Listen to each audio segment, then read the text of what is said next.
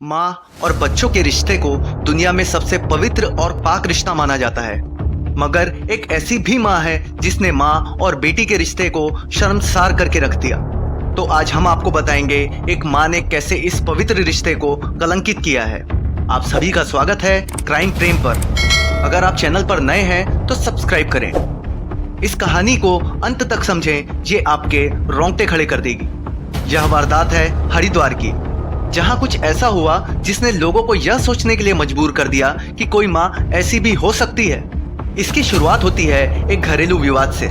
एक शादीशुदा दंपत्ति के बीच विवाद इतना बढ़ जाता है कि नौबत अलग होने तक की आ जाती है।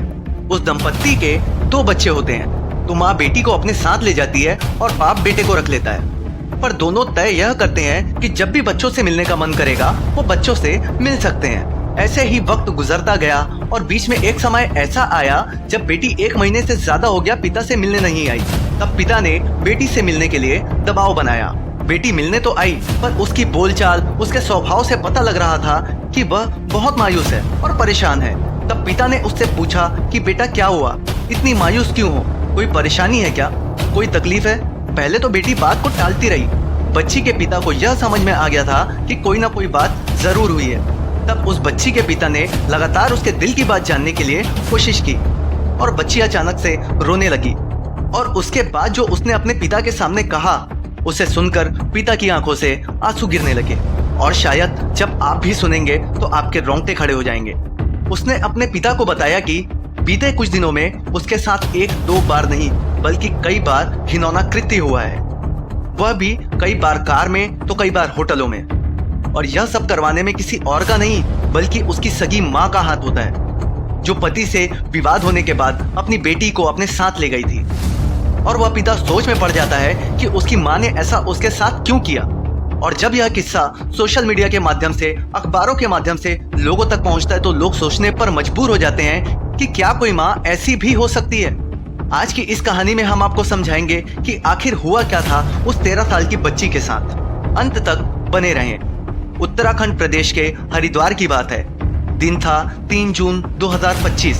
रानीपुर कोतवाली क्षेत्र में एक पिता अपनी 13 साल की बेटी के साथ पुलिस स्टेशन जा रहा था और सोच रहा था कि अपनी 13 साल की बेटी को लेकर पुलिस स्टेशन जाऊं या नहीं जाऊं, या लोगों से मशवरा करूं। कहीं उसके पुलिस स्टेशन जाने से उसकी बेटी का भविष्य खतरे में ना पड़ जाए। उसके दिमाग में लाखों बात आ रही थी और आखिरकार वह हिम्मत जुटाकर पुलिस स्टेशन जाता है और पुलिस स्टेशन में जाकर एसएचओ साहब का इंतजार करने लगता है। और जब एसएचओ साहब आते हैं तब उनको बताने लगता है और कहता है कि साहब, ये मेरी 13 साल की बेटी है और इसके साथ बहुत ही घिनौना कृत्य हुआ है। थाना प्रभारी उस व्यक्ति से सारी जानकारी लेते हैं और पूछताछ करने के बाद कहते हैं कि मैं पहले उच्च अधिकारियों से बात करता हूँ। थाना प्रभारी द्वारा सीधा एसएसपी को कॉल लगाया जाता है और सारी बात बताई जाती है। फिर थाना प्रभारी एसएसपी से पूछते हैं कि आप बताइए क्या करना है। एसएसपी साहब कहते हैं कि कानून सबके लिए बराबर है, चाहे वह कोई भी हो, और इस मामले की जांच के हम आपको निर्देश देते हैं। कोतवाली थाना प्रभारी को जांच के आदेश मिल जाते हैं और एसएचओ साहब उस व्यक्ति से पूछताछ करने लगते हैं और पूछते हैं कि मुझे पूरी बात बताओ कि हुआ क्या है। बच्ची के पिता बताते हैं कि जनवरी 2025 की यह बात है। 13 साल की उनकी बच्ची जो अपनी माँ के साथ रहती थी, उस माँ ने उस बच्ची को कहा कि हम लोग कहीं घूमने जा रहे हैं, और वो लोग कार में बैठकर निकल जाते हैं। कार में 2 और लोग बैठे हुए थे। एक था सुमित पटवाल जो उस महिला का प्रेमी था, और एक था उस प्रेमी का दोस्त जिसका नाम शुभम होता है। माँ आगे सीट पर कार चला रही थी और पीछे की सीट पर वो दोनों ने उस बच्ची के साथ गलत हरकत करना शुरू कर दिया। उस बच्ची को समझ नहीं आ रहा था कि यह हो क्या रहा है। तभी वो दरिंदे उस बच्ची के साथ जबरदस्ती करने लगते हैं। वो बच्ची जोर जोर से चिल्ला रही थी, रो रही थी, पर उसकी माँ को चिल्लाने और चीखने से कोई फर्क नहीं पड़ रहा था। उस कार में माँ की आंखों के सामने ही उन दोनों दरिंदों ने बच्ची के साथ दुष्कर्म किया। सामूहिक दुष्कर्म करने के बाद उस बच्ची को उसकी खुद की माँ ने वृंदावन, हरिद्वार और आगरा जैसे शहरों में ले जाकर मासूम बच्ची के साथ वही सब करवाया। और उस बच्ची ने बताया कि होटल्स में ले जाकर उस बच्ची के साथ घिनौना कृत्य किया जाता था। उस पिता ने बताया कि जनवरी से पहले उनकी बेटी हंसती थी, मुस्कुराती थी, खुश रहा करती थी, सबसे मिला करती थी, पर जनवरी के बाद से वो बच्ची शांत रहने लगी थी चुप रहती थी, किसी से बात नहीं करती थी। और जो अपने पापा से हर हफ्ते मिलने आया करती थी, वो महीना भर मिलने नहीं आई। तब इस बात का खुलासा हुआ। ये सब सुनने के बाद एसएसपी के आदेश पर एफआईआर दर्ज की जाती है। आरोपियों के खिलाफ पॉस्को एक्ट के तहत अपराध दर्ज किया जाता है और इन्वेस्टिगेशन शुरू की जाती है। सबसे पहले बच्ची का मेडिकल करवाया जाता है और मेडिकल रिपोर्ट में यह साबित हो जाता है कि उस बच्ची के साथ सच में दुष्कर्म किया गया था।